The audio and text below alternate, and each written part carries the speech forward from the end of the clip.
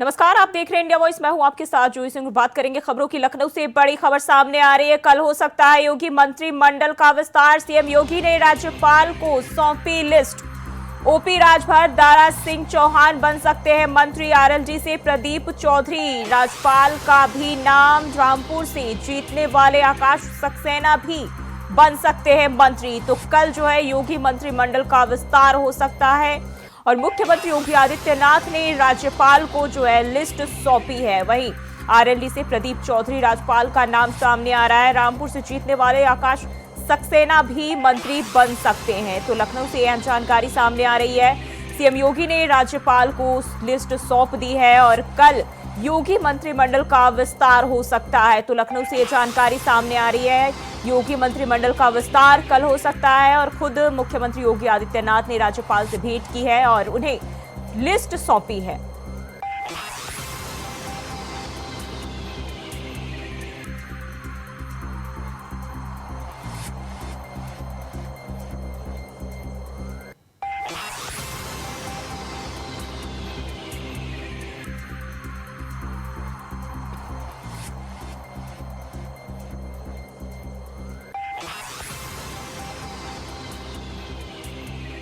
और इसी खबर पर ज्यादा जानकारी के साथ ब्यूरो चीफ लखनऊ से प्रियम पाठक हमारे साथ जुड़ गए हैं। प्रियम, मंत्रिमंडल का विस्तार होने जा रहा है, यानी कि अब योगी कैबिनेट की जो विस्तार होने की तारीख है अब उसकी उल्टी गिनती शुरू हो गई है। क्या जानकारी है? बिल्कुल जूही, देखिए लंबे समय से उत्तर प्रदेश के अंदर मंत्रिमंडल विस्तार को लेकर चर्चाएं चल रही थी, लेकिन वो लगातार जो चर्चाएं थी वो कहीं ना कहीं धरातल पर नहीं उतर पाई। लेकिन अब एक बार फिर अब जो है कह सकते माहौल बना है और माना जा रहा है कि अब जल्द ही यानी कि कल या परसों में किसी भी दिन जो है उत्तर प्रदेश के अंदर मंत्रिमंडल का विस्तार हो सकता है। कल सीएम योगी आदित्यनाथ दिल्ली पहुंचे थे और वहां पर उनकी केंद्रीय नेतृत्व के साथ में बैठक हुई थी, मुलाकात हुई और माना जा रहा है कि वहां से हरी झंडी मिलने के बाद अब मुख्यमंत्री जो है जल्दी उत्तर प्रदेश के अंदर मंत्रिमंडल विस्तार हो सकता है। उसके लिए मुख्यमंत्री योगी आदित्यनाथ आज राजभवन पहुंचे और वहां पर आकर उन्होंने राज्यपाल से मुलाकात करी है। राजभवन पर तकरीबन आधे घंटे तक योगी आदित्यनाथ जो है वो मौजूद रहे और उन्होंने राज्यपाल से समय मांगा है कि जब तक वो समय देंगे उसके बाद उत्तर प्रदेश के अंदर जो है वो मंत्रिमंडल विस्तार किया जाएगा।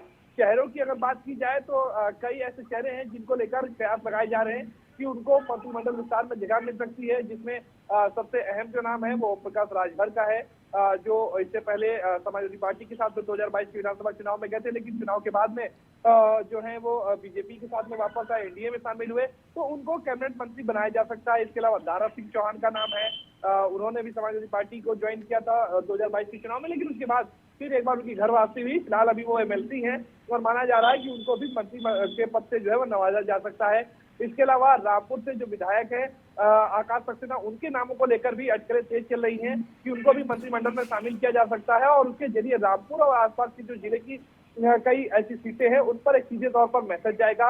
हिंदू बनाम मुस्लिम की जो कह सकते कहीं ना कहीं जो एक जो फाड़ है वो हो सकती है, इसके जरिए एक मैसेज जो है वो हिंदुओं में बदल जाएगा और इसलिए आकाश सक्सेना को भी मंत्रिमंडल में जगह दी जा सकती है। आजम खान के खिलाफ लगातार उनकी तरफ से कई प्रखर जो है वो पैरवी करी गई है और उसका नतीजा है कि आजम खान आज जेल के अंदर है, तो इसलिए माना जा रहा है कि उनको इसका भी इनाम दिया जा सकता है। इसके अलावा आरएलडी से एक राज्य मंत्री और 2 अन्य मंत्रियों को जो है इसमें जगह मिल सकती है। तो कुल मिलाकर 5 से 6 शहरों को कैबिनेट विस्तार के अंदर जगह मिल सकती है। हालांकि वो नाम कौन कौन से होंगे इसको लेकर आधिकारिक रूप से अभी पुष्टि नहीं हुई है, लेकिन माना जा रहा है कि जल्दी इसकी पुष्टि कर दी जाएगी और जल्दी उत्तर प्रदेश के अंदर मंत्रिमंडल विस्तार होगा। प्रियम, अगर हम बात करें तो कई दफा जो है मंत्रिमंडल विस्तार की चर्चा हुई है, लेकिन बात नहीं बन पाई। पेच कहां फंस रही थी? देखिए लंबे समय से इसको लेकर जरूर कयास लगाए जा रहे थे, लेकिन केंद्रीय स्तर पर और या फिर बात करें अन्य कई जो पार्टी के अपने फोरम है वहां पर ये मामला अभी तक क्लियर नहीं हो पा रहा था। लेकिन अब क्योंकि उत्तर प्रदेश में कुछ ही दिनों के अंदर जो है अगर आप बात करें पूरे देश के अंदर जो है वो आचार संहिता लागू होने वाली है, तो ऐसे में आचार संहिता लागू होने के बाद में विस्तार नहीं हो सकेगा, तो उससे पहले ही सरकार को विस्तार करना है ताकि जो 2024 का लोकसभा चुनाव है उसमें मैसेज जाए और उसका मैसेज का साफ तौर पर फायदा उठाया जाए। तो समीकरणों के लिहाज से माना जा रहा है कि 5 से 6 ऐसे चेहरे जिनके नाम मैंने अभी आपको बताए उनको अब कैबिनेट में जो है वो जगह मिल सकती है और आज मुख्यमंत्री का राज्यपाल से मिलना ये कोई सामान्य मुलाकात नहीं मानी जा रही। इसको माना जा रहा है कि कैबिनेट विस्तार को लेकर चर्चाएं हुई हैं और इसीलिए मुख्यमंत्री योगी आदित्यनाथ ने आज राजभवन पहुंचकर राज्यपाल आनंदीबेन पटेल से मुलाकात करी है। प्रियम, जैसे कि आपने बताया राज्यपाल से बातचीत हुई है, सीएम खुद जो है उन्होंने लिस्ट सौंपी है, लेकिन अगर हम बात करें नए चेहरों की तो मंत्रिमंडल में खबर आ रही है कि नए चेहरों को भी शामिल किया जा सकता है। तो वो नए चेहरे कौन कौन से होंगे? वो पूरे एनडीए से होंगे या फिर केवल बीजेपी के? देखिए, वो जो चेहरे होंगे वो एनडीए से होंगे, क्योंकि सहयोगी दल साथ में आए हैं तो कहीं ना कहीं बीजेपी उनको भी ऑब्लाइज करेगी। और उसमें माना जा रहा है कि आरएलडी से भी एक मंत्री पद जो है एक उनके किसी विधायक को जो है वो दिया जा सकता है। इसके अलावा जो ओम प्रकाश राजभर है जो समाजवादी पार्टी को छोड़कर आए हैं, इसके अलावा दारा सिंह चौहान है, इन सभी को इस मंत्रिमंडल विस्तार में जो है वो चेहरे को जगह मिल सकती है। हालांकि इसको लेकर अधिकारी से पुष्टि नहीं है, लेकिन इन चेहरों के नाम जो है प्रमुखता के आधार पर चल रहे हैं। और लंबे समय से ओम प्रकाश राजभर भी कई बार कह चुके हैं कि उनको इंतजार है कि कब जो बातें कही गई थी उससे उनको पूरा किया जाएगा और उनको सरकार में जो है वो जगह दी जाएगी। तो कहीं ना कहीं इसलिए माना जा रहा है कि ओम प्रकाश राजभर, दारा सिंह चौहान, आकाश सक्सेना, आरएलडी से एक किसी विधायक को जो है वो राज्य मंत्री का पद दिया जा सकता है। और इसके अलावा दो अन्य चेहरों को इसमें शामिल किया जा सकता है। जी, माना जा रहा है कि लोकसभा चुनाव से पहले जो मंत्रिमंडल का विस्तार कर बीजेपी अपनी पूरी रणनीति जो है साधने की कोशिश कर रही है। बिल्कुल, हर एक चेहरे पर कहीं ना कहीं उसको समीकरणों को लिहाज से देखा जाएगा कि चाहे वो जाति समीकरण हो, क्षेत्रीय समीकरण हो या अन्य समीकरण हो, सभी पर वो चेहरा जब फिट बैठेगा तो उसी को उसमें शामिल किया जाएगा।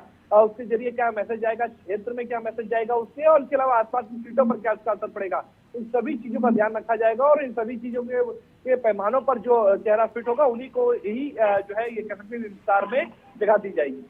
प्रियंका, बताया जा रहा है कि चुनाव से पहले जो है बीजेपी ये मंत्रिमंडल विस्तार के जरिए अपने सहयोगियों को खुश करने में जुटी है ताकि बाद में किसी तरह का जो है मतभेद एनडीए के अंदर ना हो। बिल्कुल, देखिए साफ तौर पर चूंकि जिस तरीके से चाहे वो आरएलडी हो समाजवादी पार्टी के साथ में विधानसभा चुनाव में थी, लेकिन अब लोकसभा चुनाव में वो बीजेपी के एनडीए के साथ में आई हैं। इसके अलावा ओम प्रकाश राजभर जो भाजपा से हैं और वो भी एनडीए के साथ में आए हैं। तो कहीं ना कहीं चुनाव में सभी लोग पूरे मन से लगे और एनडीए को जिताने में अपनी भूमिका का निर्वहन करें। तो उसके लिए जरूरी है कि उनको भी ऑब्लाइज किया जाए, जो भी बातें कही गई हो या पहले से जो भी उनके आश्वासन मिले हों उनको पूरा किया जाए। तो इसलिए ये माना जा रहा है कि कैबिनेट जो विस्तार होगी, मंत्रिमंडल का जो विस्तार होगा उसमें इन नए चेहरों को जगह मिलेगी ताकि उनको भी खुश किया जा सके और वो पूरे तन मन के साथ में जो है वो एनडीए के प्रत्याशी को जिताने में अपनी जो जिम्मेदारी है, अपनी जो भूमिका है उसका निर्वहन करें। तो इसलिए इन चेहरों पर विशेष तौर पर फोकस है और माना जा रहा है कि केवल एनडीए ही नहीं बल्कि जो उसके सहयोगी दल हैं उन सभी दलों को जो नेता हैं उनको इस कैबिनेट विस्तार मंत्रिमंडल विस्तार में जगह मिल सकती है। जी, खबर ये है कि बीजेपी के कुछ विधायकों को भी मंत्री पद पर दोबारा जो है लाया जा सकता है। कौन कौन से विधायक होंगे जिनको दोबारा से जो है भरोसा जता सकती है पार्टी जिन पर? देखिए, जैसा कि मैंने बताया कि आकाश सक्सेना है, रामपुर से विधायक, रामपुर सदर सीट से बीजेपी की टिकट पर चुनाव लड़े थे और वो सीट जो हमेशा से समाजवादी पार्टी की पारंपरिक सीट कही जाती रही है और जिस सीट पर लंबे समय तक जो है वो समाजवादी पार्टी का कब्जा रहा है। तो ऐसे में माना जा रहा है कि उसका इनाम के तौर पर आजम खान के खिलाफ भी उनकी प्रभावी पैरवी का नतीजा है कि आजम खान आज जेल में है और आजम खान समाजवादी पार्टी के बड़े नेता के तौर पर थे, मुस्लिम नेता के तौर पर एक बड़े चेहरे के तौर पर थे। तो उनको कहीं ना कहीं जिस तरीके से इतने मुकदमे उनके ऊपर हुए हैं और उनमें कहीं ना कहीं सजा भी हुई, तो सब का नतीजा है उसके पीछे आकाश सक्सेना की मेहनत थी, तो कहीं ना कहीं उसका इनाम उनको दिया जा सकता है। तो बीजेपी के बाकी जो अन्य मंत्री हैं वो रहेंगे, लेकिन कई जो पहले के जो सदस्य हैं उनको हटाने की कोई चर्चा नहीं है कि किसी भी चेहरे को हटाया जाएगा। उन चेहरों के साथ में नए चेहरों को जो है वो सरकार कहीं ना कहीं अपने मंत्रिमंडल में जगह दे सकती है। जी, प्रियंका, सपा के गढ़ में जो है बीजेपी अपने प्रत्याशी उतारे, कितना चुनौतीपूर्ण होगा ये? देखिए, बिल्कुल हर एक सीट पर कहीं ना कहीं चुनौती सरकार के लिए, संगठन के लिए बनी हुई है, लेकिन सभी को लेकर बीजेपी की जो कुशल रणनीति है और जैसा कि हमने देखा भी है नतीजों में भी देखने को उसका कहीं ना कहीं मिलता है कि जिस तरीके से बीजेपी मेहनत करती है, माइक्रो मैनेजमेंट लेवल पर जाकर जो है बीजेपी की तरफ से जिस तरह से तैयारियां की जाती हैं उसका नतीजा है कि आप देखें तो जो रिजल्ट है, जो नतीजे हैं वो हमेशा बीजेपी के पक्ष में इन दिनों देखने को मिले हैं पिछले कई सालों से। तो उसके पीछे उनकी कुशल रणनीति, माइक्रो मैनेजमेंट है और लगातार हर एक सीट का अध्ययन है। हर एक सीट को लेकर वहाँ की क्या रिपोर्ट्स है, वहाँ पर क्या लोगों का रुझान है, क्या सर्वे रिपोर्ट कहती है, हर एक चीज का बीजेपी जो है वो अध्ययन करती है। हर एक चीज के अध्ययन के बाद में उसका विश्लेषण किया जाता है, उसके बाद पार्टी जो है वो कहीं ना कहीं हर एक चीज को तय करती है। तो इसलिए आपसे कह सकते हैं कि बीजेपी ने सभी तैयारियां तकरीबन मानी जा रही की पूरी भी कर ली है अपनी, और इसीलिए ये मंत्रिमंडल विस्तार को भी जो चूंकि लंबे समय से जिसकी चर्चाएं चल रही थी उसको भी अब धरातल पर उतारा जा रहा है। जी, प्रियम बने रहिए हमारे साथ, अगली खबर पे भी आपका रुख करेंगे। तो ओपी राजभर, दारा सिंह चौहान जो है मंत्री बन सकते हैं। योगी कैबिनेट के विस्तार की अब जो है उल्टी गिनती शुरू हो गई है। खुद सीएम ने लिस्ट जो है राज्यपाल को सौंपी है।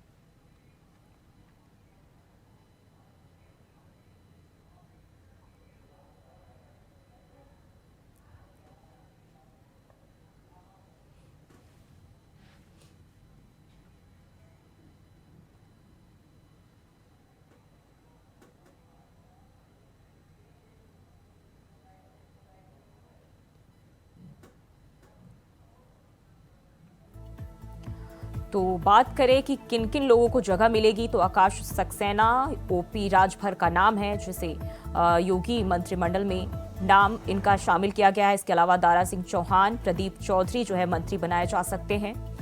और मंत्रिमंडल में जो जगह मिली है उनमें राजपाल बलियान का नाम भी शामिल है। इसके साथ ही आपको बता दें तो ये नाम वो है, आकाश सक्सेना, ओपी राजभर, ये तमाम वो नाम जो हम आपको दिखा रहे हैं, इन्हें योगी कैबिनेट में जगह मिल सकती है, मंत्रिमंडल में जगह मिल सकती है। दारा सिंह चौहान, प्रदीप चौधरी मंत्री बनाए जा सकते हैं। जहूराबाद से विधायक हैं ओपी राजभर। और सुहेलदेव भारतीय समाज पार्टी के अध्यक्ष हैं। योगी सरकार के पिछले कार्यकाल में कुछ समय मंत्री भी रह चुके हैं। वहीं 2017 से 2019 तक पिछड़ा कल्याण मंत्री रहे हैं ओपी राजभर। तो बता दें, इसके अलावा बात करें दारा सिंह चौहान की, तो दारा सिंह चौहान एमएलसी हैं, योगी आदित्यनाथ की पहली सरकार में मंत्री रह चुके हैं। और घोसी विधानसभा के उपचुनाव में हार गए थे दारा सिंह चौहान। और साल 1996 में बसपा के टिकट पर दारा सिंह चौहान जो है राज्यसभा पहुंचे और बुढ़ाना से विधायक हैं। तो राजपाल सिंह बलियान जो है आरएलडी से हैं और बुढ़ाना से विधायक हैं, जिन्हें योगी कैबिनेट में जगह मिलने जा रही है। वहीं आकाश सक्सेना की बात करें तो बीजेपी से ये जो है सांसद है और आजम खान के गढ़ में बीजेपी को जिताने का श्रेय इन्हें मिला है। रामपुर से विधायक है आकाश सक्सेना और आजम खान के गढ़ में बीजेपी को जिताने का श्रेय आकाश सक्सेना को मिला है। तो रामपुर से विधायक है और ये तमाम वो लोग हैं जिन्हें योगी कैबिनेट में जगह मिल सकती है। और वहीं लखनऊ से बड़ी खबर सामने आ रही है। आज हो सकता है बीजेपी और आरएलडी में गठबंधन का ऐलान। यूपी में 2 सीटों पर लड़ेगी आरएलडी। तो ये बड़ी जानकारी सामने आ रही है। आरएलडी और बीजेपी में गठबंधन का ऐलान किया जा सकता है। यूपी में 2 सीटों पर आरएलडी जो है वो लड़ेगी चुनाव। आरएलडी को बिजनौर बागपत सीट जो है मिलना संभव माना जा रहा है। दिल्ली में गठबंधन का हो सकता है ऐलान। तो आरएलडी को बिजनौर बागपत सीट जो है मिलना तय माना जा रहा है और दिल्ली में गठबंधन का ऐलान किया जा सकता है। यूपी में 2 सीटों पर आरएलडी चुनाव लड़ेगी। तो लखनऊ से जानकारी सामने आ रही है। आज बीजेपी और आरएलडी में गठबंधन का ऐलान किया जा सकता है। यूपी में 2 सीटों पर आरएलडी चुनाव लड़ेगी। ये 2 सीटें बिजनौर और बागपत सीट बताई जा रही है जहां से आरएलडी चुनाव लड़ सकती है। तो ये बड़ी जानकारी सामने आ रही है। लखनऊ से आज बीजेपी और आरएलडी में गठबंधन का ऐलान हो सकता है।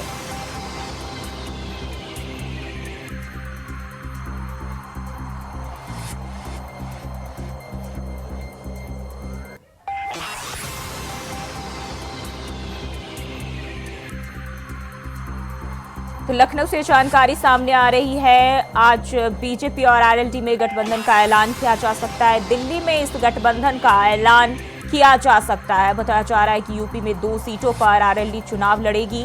और बात करें सीटों की तो बिजनौर और बागपत सीट जो है वो आरएलडी के हिस्से जाएगी। तो आज जो है बीजेपी और आरएलडी में गठबंधन का ऐलान हो सकता है। आपको बता दें कि जयंत चौधरी ने बहुत पहले ही एनडीए का समर्थन किया और इसका ऐलान कर दिया। हालांकि इस गठबंधन को लेकर औपचारिक तौर पर अभी तक कोई भी ऐलान नहीं किया गया था और बताया जा रहा है कि आज जो है इसको लेकर ऐलान किया जा सकता है। और वहीं बात करें लोकसभा चुनाव में सीटों की, आरएलडी के हिस्से में 2 सीटें जो है वो मानी जा रही है और बागपत और बिजनौर की सीट जो है आरएलडी के हिस्से जाएगी। तो लखनऊ से जानकारी सामने आ रही है। आज बीजेपी और आरएलडी में गठबंधन का ऐलान किया जा सकता है। यूपी में 2 सीटों पर आरएलडी चुनाव लड़ सकती है।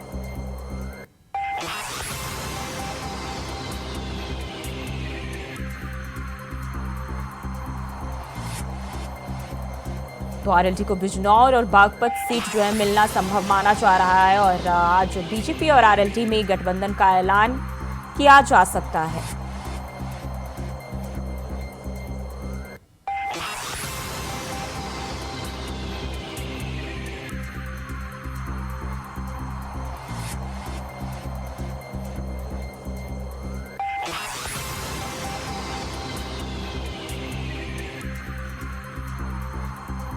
तो लखनऊ से जानकारी सामने आ रही है, आरएलडी के हिस्से बिजनौर बागपत सीट जो है वो संभव मानी जा रही है। आज बीजेपी और आरएलडी में गठबंधन का ऐलान किया जा सकता है। दिल्ली में इस गठबंधन का ऐलान हो सकता है। तो यूपी की बात कर ले, यूपी लोकसभा चुनाव में जो है आरएलडी 2 सीटों से चुनाव लड़ सकती है और आज जो है आरएलडी और बीजेपी के गठबंधन का ऐलान किया जा सकता है दिल्ली में। तो बड़ी जानकारी लखनऊ से आपके साथ साझा कर रहे हैं। यूपी में 2 सीटों पर आरएलडी चुनाव लड़ सकती है और अगर बात करें सीटों की तो बिजनौर और बागपत सीट को लेकर जो है संभावना जताई जा रही है।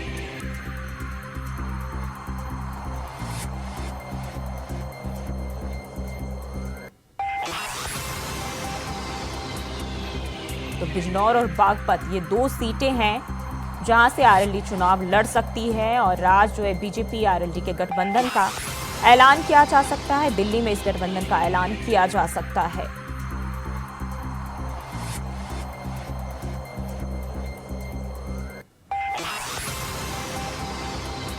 तो लखनऊ से जानकारी आपके साथ साझा कर रहे हैं। आज बीजेपी और आरएलडी में गठबंधन का ऐलान किया जा सकता है। यूपी में 2 सीटों पर आरएलडी चुनाव लड़ सकती है। दिल्ली में इस गठबंधन का ऐलान किया जाएगा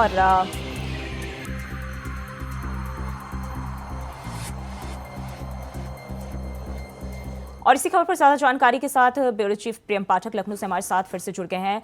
प्रियम, एक बार फिर से जो है खबर आ रही है कि आरएलडी और बीजेपी के गठबंधन का आज ऐलान किया जा सकता है, क्या जानकारी है? बिल्कुल, देखिए, माना जा रहा है कि एनडीए में जिस तरीके से आरएलडी शामिल हुई है, 2 सीटें उसको जो है वो दी जा सकती हैं। पश्चिम की वो दोनों ही सीटें होंगी जिस पर आरएलडी अपने प्रत्याशियों को उतारेगी और इसके अलावा चूंकि उसको कहीं ना कहीं एनडीए में शामिल होने का कुछ इनाम दिया जाना है, तो उसके तहत ये माना जा रहा है कि 2 सीटें उसको लोकसभा चुनाव के लिए और एक राज्य मंत्री का पद उत्तर प्रदेश में जो कैबिनेट विस्तार होने जा रहा है उसमें मिल सकता है। तो ये फिलहाल अभी ये जानकारी है और माना जा रहा है कि एनडीए के अंदर जो आरएलडी शामिल हुई है उसके चलते ये सभी चीजें की जा रही हैं और उसका पूरा मकसद है कि 2024 के चुनाव को किस तरीके से बेहतर तरीके से लड़ा जाए। पूरी पार्टी बीजेपी की तरफ से देखें तो हर एक सीट को लेकर अध्ययन किया गया है। आरएलडी को अपने साथ में बीजेपी जो है वो लेकर आई है, एनडीए में उसको शामिल कराया है। तो इन सभी का कहीं ना कहीं इनाम भी अब आरएलडी को मिलना है और क्योंकि चुनाव है तो उसमें फायदा उसको सीधे तौर पर एनडीए को मिल सके, उसको लेकर कहीं ना कहीं ये माना जा रहा है कि 2 सीटें जो है वो आरएलडी को बीजेपी दे सकती है। जी, जब बीजेपी और आरएलडी की जो है डील वो हो चुकी है, लेकिन ऐलान में देरी किस बात की? देखिए, हर पार्टी के अपने समीकरण होते हैं राजनीतिक तौर पर, तो कहीं ना कहीं अपने समीकरणों के लिहाज से जिस समय उनको बेहतर लगेगा कि इस बात का जिक्र करने से पार्टी बेहतर तरीके से उसका चुनावी फायदा मिलेगा, तो उसका इंतजार किया जा रहा है। पार्टी की अपनी रणनीति है और उसी के चलते कह सकते हैं कहीं ना कहीं ये पूरी जो कह सकते देरी है वो लग रही है, क्योंकि इन सबके पीछे वजह है कि कहीं ना कहीं संगठन चाह रहा है कि जो बेहतर समय हो, बेहतर लिहाज से हो, उसके जो सभी मानक हैं उनके अनुरूप जब पूरा होगा उसके बाद ही ये आधिकारिक रूप से इसकी पुष्टि की जाएगी। जी, बताया जा रहा है कि जयंत चौधरी को जो है आरएलडी को जो है 6 से 7 सीटें ऑफर हुई थी, लेकिन उन्होंने 2 सीटों पर चुनाव लड़ने का फैसला लिया। की जरूर चर्चाएं जरूर चल रही हैं, लेकिन फिलहाल अभी जो है वो माना जा रहा है कि 2 सीट पर ही आरएलडी जो है वो चुनाव लड़ेगी। वो दोनों ही सीटें जो होंगी वो पश्चिम की होंगी और उसके जरिए कहीं ना कहीं पूरा प्रयास होगा कि आने वाले जो चुनाव है उसको देखा जाए। बाकी अन्य सीटों पर आरएलडी अपना पूरा सहयोग करेगी, क्योंकि पश्चिम में आप देखें तो कई ऐसी सीटें हैं जहाँ पर सीधे तौर पर आरएलडी का अच्छा प्रभाव है। आरएलडी का वहाँ पे क्योंकि किसान जितने भी हैं वो सीधे तौर पर आरएलडी के साथ में जुड़े हुए हैं, तो ऐसे में कहीं ना कहीं माना जा रहा है कि ये जो 2 सीटें आरएलडी को मिली हैं उन पर वो मजबूती तरीके से लड़ेगी और अन्य सीटों पर एनडीए का समर्थन करती हुई नजर आएगी। प्रियम, गठबंधन जो है वो अंतिम रूप ले चुका है, लेकिन औपचारिक घोषणा में अभी कितना वक्त है? बिल्कुल, देखिए, गठबंधन का जो स्वरूप है वो तय हो चुका है, चाहे वो विपक्षी गठबंधन आईएनडीआई हो या फिर एनडीए गठबंधन का हो। सभी दल तकरीबन आ चुके हैं।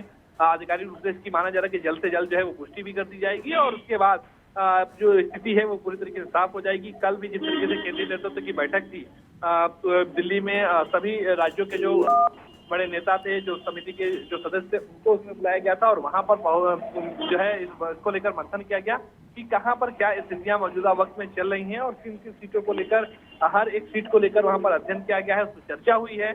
जहां पर जो कमियां हैं उनको दुरुस्त करने की बात जो है वो कही गई है और जो सहयोगी दल हैं उनको भी किस तरीके से ऑब्लाइज करना है, उनको खुश रखना है, किस तरीके से उनका फायदा लेना है, इन सभी चीजों को लेकर भी इस बैठक में चर्चा हुई।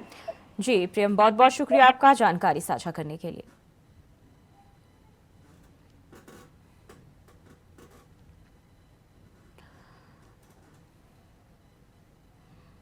और लखनऊ से बड़ी जानकारी सामने आ रही, लोकसभा चुनाव के लिए नोडल अफसर नियुक्त, ADG law and order Amitabh Yash को किया गया नियुक्त। डीजीपी प्रशांत कुमार ने दी जिम्मेदारी, चुनाव में कानून व्यवस्था चुस्त दुरुस्त रखने के लिए दी गई जिम्मेदारी। तो यह जानकारी सामने आ रही, लोकसभा चुनाव के लिए नोडल अधिकारी जो है नियुक्त हो गए हैं और लखनऊ से ये जानकारी आपके साथ साझा कर रहे। चुनाव में कानून व्यवस्था चुस्त दुरुस्त बनाए रखने के लिए जिम्मेदारी दी गई है। ADG law and order Amitabh Yash को नियुक्त किया गया है। तो ये बड़ी जानकारी लखनऊ से सामने आ रही, डीजीपी प्रशांत कुमार ने यह जिम्मेदारी दी है। तो नोडल अफसर जो है नियुक्त कर लिया गया है लोकसभा चुनाव के लिए।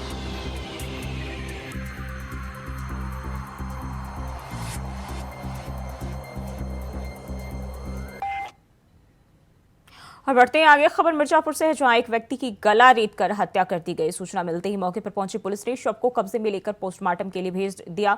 तभी महिलाओं ने शव को ले जाने से रोक दिया और गुनहगारों की गिरफ्तारी की मांग करने लगी, जिसे देखकर पुलिस घटना पर कठोर कार्रवाई करने लगी। मामला जिगना बदेवरा नाथ मंदिर के पास भैरवनाथ मंदिर का बताया जा रहा है।